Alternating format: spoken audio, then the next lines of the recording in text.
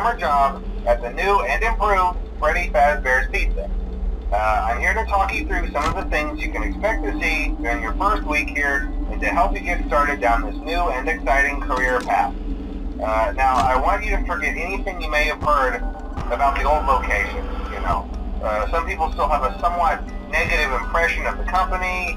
That old restaurant was kind of left to rot for quite a while, but I want to reassure you, Fazbear Entertainment is committed to family fun and above all, safety. They've spent a small fortune on these new animatronics. Facial recognition, advanced mobility, they even let them walk around during the day. Isn't that neat? But most importantly, they're all tied into some kind of criminal database so they can detect a predator a mile away. Heck, we should be paying them to guard you. Now that being said, no new system is without its kinks. You're only the second guard to work at that location. The first guy finished his week but complained about conditions. We switched him over to the day shift. So, hey, lucky you, right? Mainly he expressed concern that certain characters seemed to move around at night and even attempted to get into his office. Now, from what we know, that should be impossible. That restaurant should be the safest place on Earth. So while our engineers don't really have an explanation for this, the working theory is that the robots were never given a proper night mode. So when it gets quiet, they think they're in the wrong room. So then they go try to find where the people are, and in this case, that's your office. So our temporary solution is this. There's a music box over by the prize counter, and it's rigged to be wound up remotely. So just every once in a while, switch over to the prize counter video feed and wind it up for a few seconds. It doesn't seem to affect all of the animatronics, but it does affect one of them. And as for the rest of them, we have an even easier solution. You see, there may be a minor glitch in the system, something about robots think he was an endoskeleton without his costume on and wanting to stuff you into the suit. So hey, we've given you an empty Freddy Fazbear head. Problem solved. You can put it on any time and leave it on for as long as you want. Eventually anything that wandered in will wander back out. Something else worth mentioning is kind of the quirky modern design of the building. You may have noticed there are no doors for you to close. But hey, you have lights, and even though your flashlight can run out of power, the building cannot. So don't worry about the place going dark. Well, I think that's it. You should be golden. Check the lights, put on the Freddy head if you need to.